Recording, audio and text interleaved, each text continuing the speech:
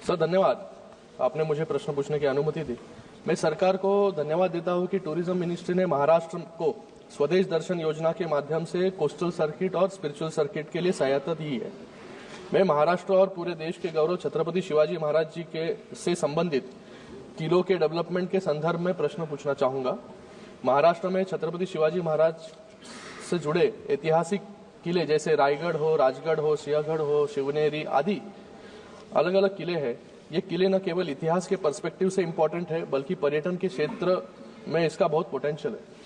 मेरा सरकार से प्रश्न है कि जिस प्रकार टूरिज्म सर्किट्स का विकास स्वदेश दर्शन योजना के माध्यम से किया जा रहा है, तो क्या उसमें छत्रपति शिवाजी महाराज से जुड़े इन सभी स्थलों को जोड़कर एक छत्रपति शिवाजी महाराज टूरिज्म सर्किट बनाया जाएगा, जिसके अंतर्गत स्टेट ऑफ आर्ट इंफ्रास्ट्रक्चर और सुविधा विकसित की जाए, जिससे पर्यटकों को बेहतर अनुभव मिले और छत्रपति शिवाजी महाराज का गौरवशाली इतिहास भविष्य की पीढ़ियों को भी पता चले। धन्यवाद सभापति महोदय। माननीय सदस्य ने जो प्रश्न किया है वो निश्चित रूप से भारत की विरासत और भारत के इतिहास से के अत्यंत महत्वपूर्ण प्रश्न से जुड़ा हुआ है। और क्योंकि माननीय प्रधानमंत्री नरेंद्र मोदी जी के नेतृत्व में सरकार विरासत का संरक्षण करते हुए भारत को विकसित करने की दृष्टिकोण से काम कर रही है,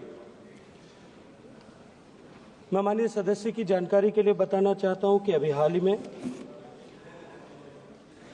पुणे स्थित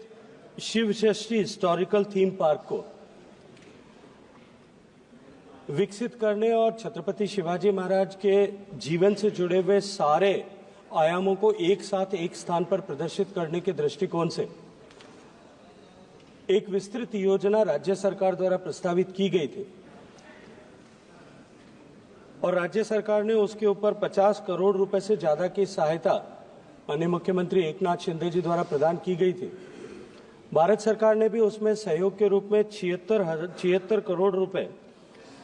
लोहगढ़ के पुनरुद्धार के लिए, अट्रैक्शन बिल्डिंग के लिए और तटबंदी के लिए और उसके साथ में वहाँ जो है टूरिस्ट एमिनिटीज के डेवलपमेंट के लिए सैंक्शन किया है, जिसका काम शीघ्र प्रारंभ हो रहा है। इसके अतिरिक्त भी special assistance to the states इस स्कीम के तहत भी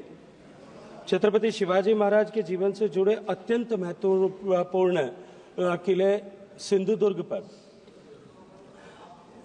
अंडर वाटर म्यूजियम बनाने के लिए शासकीय स्कीम में अभी 46 करोड़ रुपए सैंक्शन किया गया है, ताकि एक नया experience of under water submarine tourism वहां पे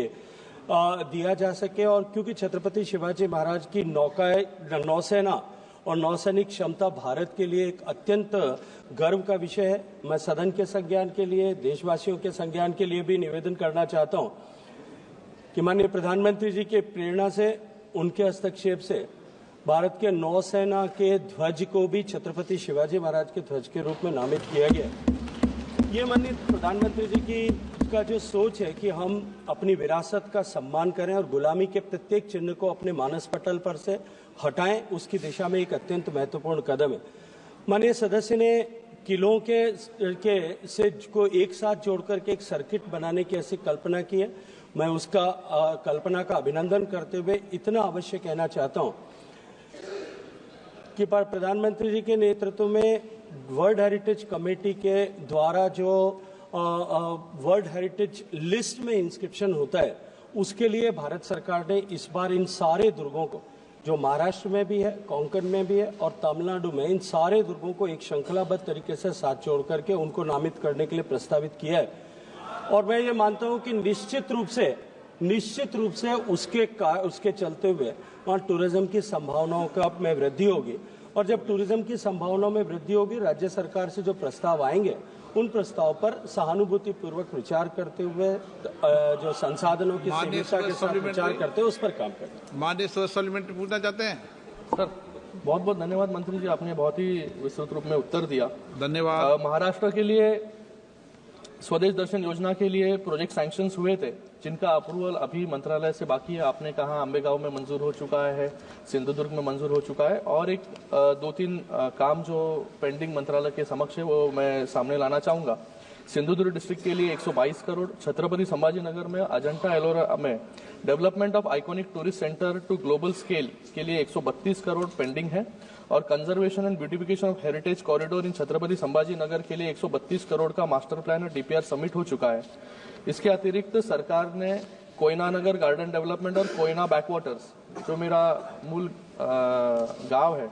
वहां पर भी उसके लिए भी सरकार से अर्जी की है। तो ये एक प्रपोजल सरकार कब तक मंजूर करेगी? माननीय सभापति महोदय,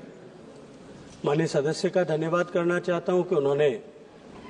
प्रधानमंत्री जी के नेतृत्व में भारत सरकार ने महाराष्ट्र में टूरिज्म डेवलपमेंट के लिए जितने प्रोजेक्ट सैंक्शन किए उनके सब के बारे में चर्चा की। मैं माननीय सदस्य के इस भावना का भी सम्मान करना चाहता हूं कि वो शीघ्रता के